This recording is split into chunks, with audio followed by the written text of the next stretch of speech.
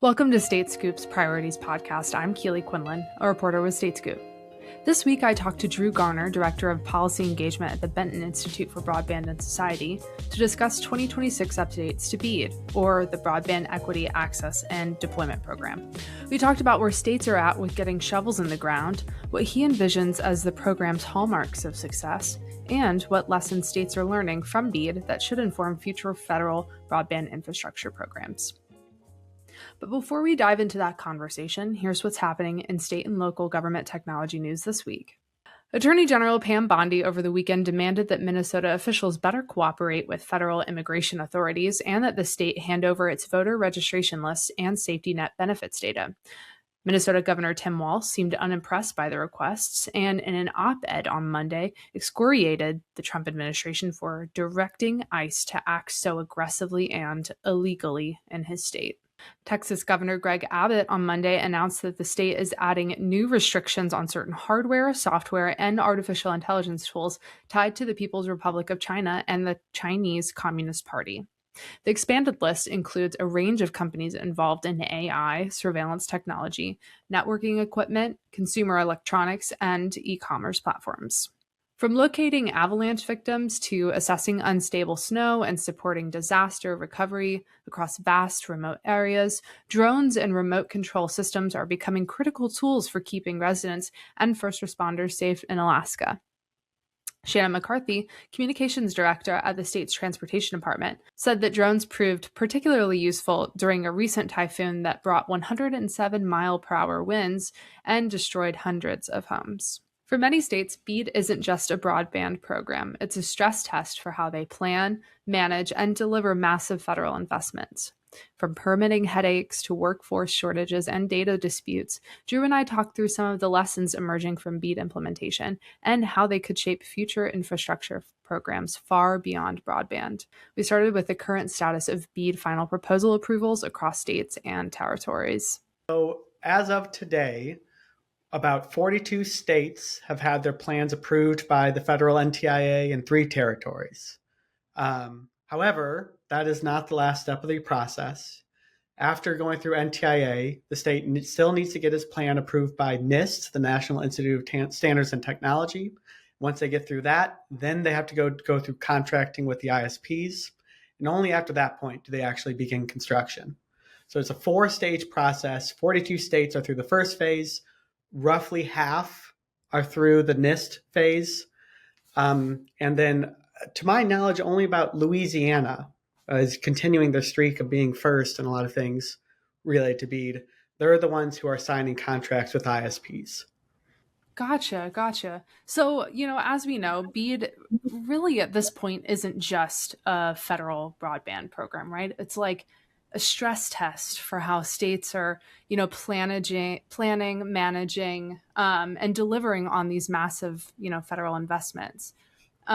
So how are these implementation deadlines? Like, I know after the final proposal is submitted, the NTIA has 90 days to turn around that approval. And then, there are deployment windows, and with the ultimate goal, though, right, of that 2030 deadline. How is the implementation of this, the multi-stage process, affecting timing for states? It has been slow. This has been a long time process, as I am sure anyone who has ever heard anything about the BEAD program knows. The one thing they've probably heard is that it's taken a while. This was passed back in 2021 in the Infrastructure Investment and Jobs Act, the bipartisan infrastructure law. Under the Biden administration, the program was built with various structures, but mainly to prioritize fiber broadband networks. Then when the Trump administration came in, they sort of scrapped a lot of the Biden era laws, undid the affordability requirements, undid the fiber preference to a certain extent, leaned into the use of satellite and wireless internet providers like Starlink, and rewrote a lot of the rules. That sort of shook the Etch-a-Sketch, caused states to restart a lot of their work. This was back in January 6th last year. And then almost all states had to redo their grant processes, resubmit final plans, have NTIA reapprove them, which is where we're at now. NTIA gave themselves a self-imposed end of the year deadline. They've clearly missed that by about a month at this point. But they're 42 states. They're fairly close to being finished, at least in terms of the first stage of approvals. Of course, then there's the entire construction process, which permitting, workforce, there are a lot of potential bottlenecks when it comes to the actual construction of the networks. But then setting aside this deployment part of BEAD, there's the entire other half of BEAD, which is the non-deployment part, which is the $21 billion that's left over. We can talk about that, but that is a whole nother issue that is under a different set of constraints and uncertainties. Yeah, and I know a lot of state and local legislators, along with state broadband offices, have been seeking clarity on how they can start thinking about planning using those non-deployment funds, the leftovers, as it were. But I want to go back to what you touched on. So, are there any states that have begun construction underneath these BEAD funds? So I don't know if they have begun construction. I know that they have started signing contracts with ISPs, but Louisiana is the one, to my knowledge, that has publicly announced that they have gone through NTIA, gone through NIST, signed contracts with ISPs, and are at least in a stage where they could be starting construction. There may be other states that I have just missed or have not publicly announced this. But Louisiana, as I referenced earlier, they've had a good track record of being among the very first states to reach all of these milestones, and they are continuing that, at least when it comes to getting near construction. Yeah, and Louisiana was also one of the states. Their governor was quite vocal in terms of advocating for the usage of satellite underneath and alternative technologies, right, underneath this program. But I want to go back a little bit to the beginning of BEAD, right, with that FCC mapping process. I think we're several years out removed from that now. But seeing as it was one of the most contentious parts of the process, right? Like there was so much back and forth. And it was one of the largest data collection processes that the federal government, I think, has undertaken, so far. But now standing here, we're, looking at these states that are moving towards the goalposts, right? I guess my question is was all that back and forth necessary? Did we really have to go through all of that? It is a good question because it was a lot of work, and it was done at the federal level. The FCC created its maps. The FCC, notably a different entity than NTIA. So the FCC was in charge of the maps, which BEAD then used, but also states had to create their own maps, many of them doing this for the first time. And just to really put a fine point on this, by mapping, we are saying to identify every single broadband serviceable location in the country, every location, every home, every farm, every business that can use broadband, to identify where it is and to identify its existing level of broadband service. Is it served or is it not? Or is it underserved? What level of service does it have? And to do this, you have to not only map every location, you have to go work with the internet service providers to figure out, are you here? How good is your service? And you then have to vet those claims, because historically, broadband maps have been plagued by overstatements by advertising speeds from the ISPs, where ISPs will claim, we serve this entire territory and we give them 120 megabits, but we give them broadband service, just high quality service. But when you actually go out into the communities and test them, the service may not exist, or it may not meet that federal definition of broadband. This is certainly true in rural areas where the service just often doesn't exist, but it can also be true in urban areas where, similar to historic housing redlining, there are instances of digital redlining where from a low-income neighborhood to a high-income neighborhood, you will see disparities in the quality and affordability of broadband service, usually with the low-income neighborhood having more expensive and worse service than the high-income neighborhood. So that the mapping issues are across the country, rural and urban. And to your main question of, do we need to do this? Yes, we do. When we are spending, internet service providers do not want to use federal public money to overbuild is their term of art, their existing networks. They want it only to be deployed in areas where service doesn't exist. So I would say that a lot of people who want to just make sure that broadband money is going to the areas that truly don't have any service would support broadband maps. But because of their ability to sort of be misused or not reflect reality, there are a lot of challenges with them, which is in part why it takes so much time to get them right. Yeah, and why there was so much back and forth with that process. Um, so I guess to kind of like, bring it around to where we're at now, how are y'all at the Benton Institute thinking about the successful deployment, right? Like, what are you tracking success of this program through? Is it, the award letters, the number received, or is it contracts signed? Completed connections? Like, what are you guys looking for as like the hallmark of like uh success? Yeah. The When I look at BEAD to evaluate its success, um, there are a few metrics I'm looking for. One is, are the households in fact getting connected, and is the quality of the connectivity meeting the BEAD's requirements? So this is 120 megabits per second broadband service, hopefully better, hopefully not just bare minimum. And how reliable is the service? And so to evaluate that, one quick way to do that is to tell what type of technology is being used to connect these households. Is it fiber? Is it wireless? Is it cable? Is it satellite?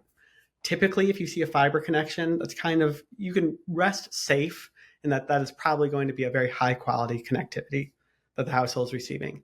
The same can be said. It's a spectrum when it comes to the other technologies, where wireless may be great, it may not work. Satellite may be great, but in many cases, if you have trees or hills or mountains or other buildings sort of obstructing your view of the sky, then satellite it may not work for those households. So I often look to see what is the ratio of fiber versus cable versus wireless versus satellite when I'm looking to see just first impression of how a state's BEAD plan is doing. The other important criteria is what is the cost of internet service to the households? So with these BEAD networks, these are public funds going to build private networks that are, to a certain extent, inherent monopolies. Just these are areas that by definition probably won't see much, if any, other competition. Just they're not economically feasible from a private investment standpoint, which is why we needed BEAD to begin with. So these are trapped consumers. They're only going to have this one option. So what price is the internet service provider charging them? Many of these rural areas are also very low income. So it's important to get that price down sort of as affordable as possible. In its original version, BEAD required ISPs to offer low affordable plans to low income households, and these had a specific price point. Under the Trump administration, that requirement, that specific price point, has been eliminated.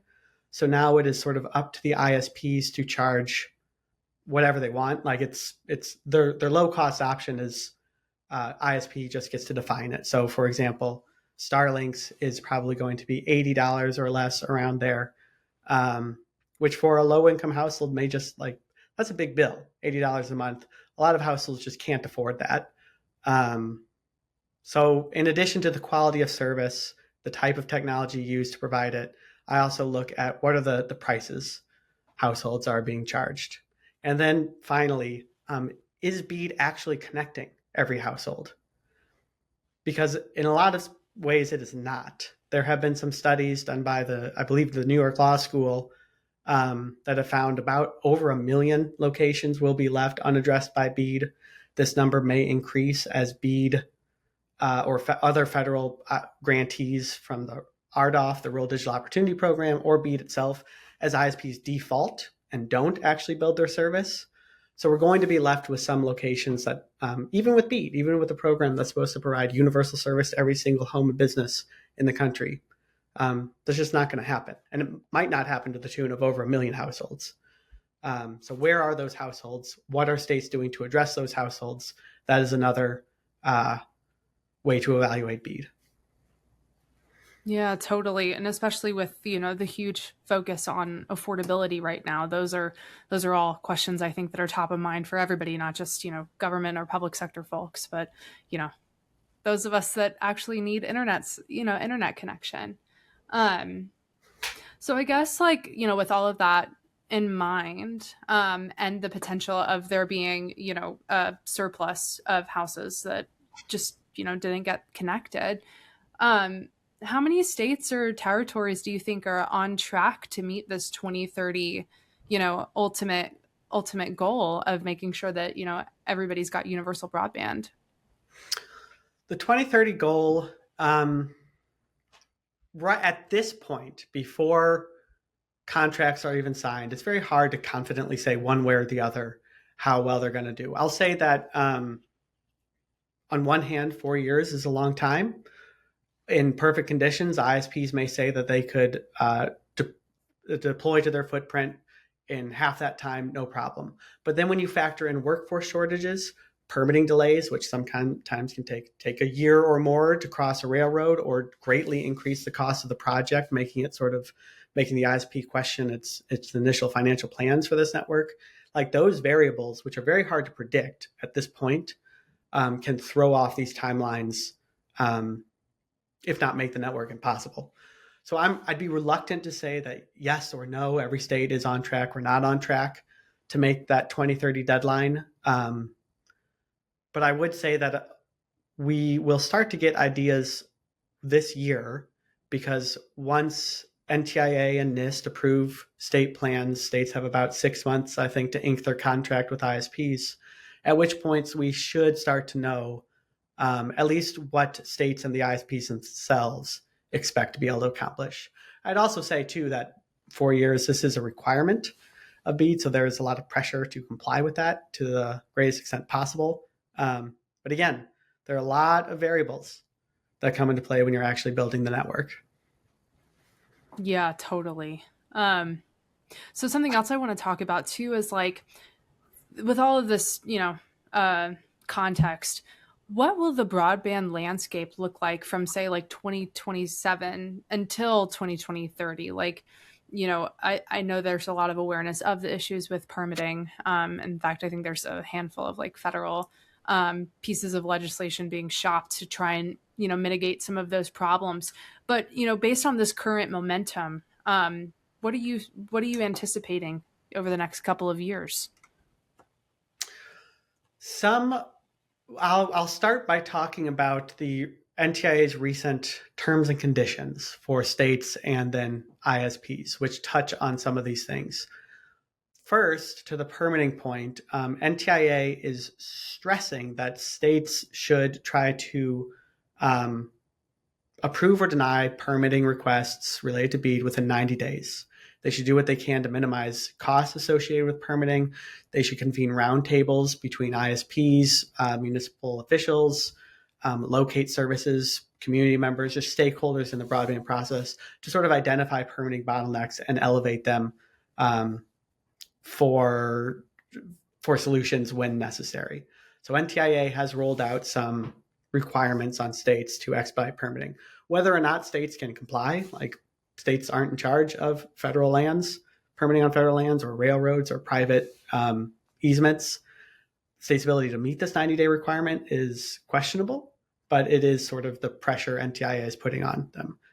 The other factors to consider, which go to our ISPs, is BEAD going to succeed, is that NTIA is using BEAD in many ways, using BEAD money, for lack of a better way to put this, as a hostage to sort of compel states to adopt other policy objectives.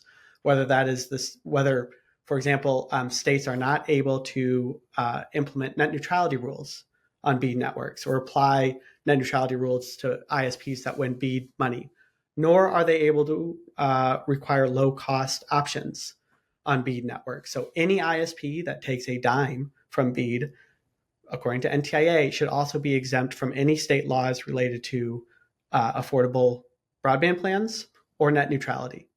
Similarly, NTIA is using the non-deployment portion of BEAD as a way to compel states to not regulate artificial intelligence in their state. Any state that has artificial intelligence laws that NTIA determines are onerous, which I'm putting in quotes, those would jeopardize the state's access to its non-deployment funds.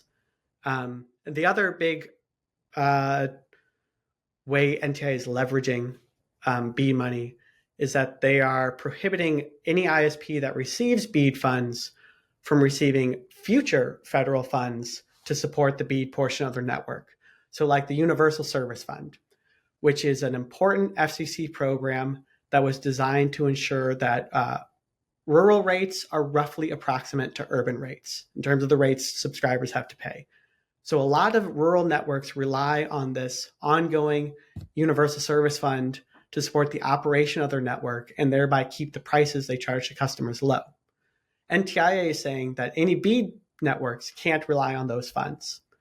So that, for some ISPs, will throw into question the long-term feasibility of these extremely rural networks, like networks out in Alaska, that may struggle to maintain any affordable rates without being able to access these USF funds. So those are some questions that within the past couple months, NTIA has injected into the BEAD program that sort of complicates the timeline, may cause some ISPs to sort of back off their awards. Maybe they won't accept an award if they don't think the project actually is going to be feasible. And they're also putting states in a position to accept BEAD money or while by doing so, undo some of their other priorities with regard to AI, regulation, affordability, or net neutrality. So just some other complications that make it hard to predict the future. Oh, yeah. There's so many moving pieces around this. It's like an infinite chessboard, trying to keep track of all of the moving influences. But, we've arrived at my last question for you, and I want to circle back around to this idea of BEAD and, this entire process being a real stress test for states in terms of managing these huge federal investments. So now at this point, I'm curious, like, what lessons from BEAD should really be informative for states to handle, or how to handle, these future potential federal investments, like of this size. Like, I'm thinking down to, project management, performance tracking, and all of these things. So, in your opinion, what are the lessons learned? What are the takeaways? That's a really good question. States have spent the past 5 years developing these government capacities to manage probably the biggest broadband grants they have ever received. So many states have built broadband offices, they've hired teams, they've developed relationships with contractors, they've developed maps. They have built a lot of knowledge and expertise with regards to broadband networks. So how do states sustain that? A lot of that is funded by BEAD itself. So states are arriving at the question of, like, when BEAD funds run out, how do we sustain this expertise and capacity that we have developed? Is broadband going to continue to be something that we believe is essential to our communities and worth state investment? Or is this something that we will sort of let atrophy when the federal funding dries up? That is a question every state's going to have to decide to some extent. Some states like Missouri are already taking advanced efforts to sort of protect and enshrine the expertise they've already developed. State Representative Louis Riggs of Missouri, someone I work with frequently, has recently introduced a bill to extend the sunset on their broadband office and to continue the broadband office, which was originally created with state funding. So Representative Riggs is sort of envisioning a way to keep and protect all the expertise and data that Missouri has collected over the past 5 years to ensure it can continue to pay off for Missourians throughout the future. Other states are struggling with that question. Some states, for example, Rhode Island, have on their books state laws that prohibit any sort of state regulation of broadband. So, like, what is a state like Rhode Island supposed to do when their own laws prevent them from overseeing basically this essential infrastructure that they just invested millions and millions, hundreds of millions of dollars into, potentially? So yeah, it's a very good question, and it's something that we're going to be watching closely at the Benton Institute. That was Drew Garner, Director of Policy Engagement at the Benton Institute for Broadband Society. Many thanks to him and his organization for both the work that they do and for participating in that conversation. You can subscribe to the Priorities Podcast at prioritiespodcast.com and wherever you get your podcasts. While you're there, be sure to leave a review or a rating on the podcast page. That small extra step helps more people like you find the show. This podcast is a production of Scoop News Group in Washington, D.C. Adam Butler and Carlin Fisher helped put it together. Until next week, I'm Keely Quinlan, and thanks for listening.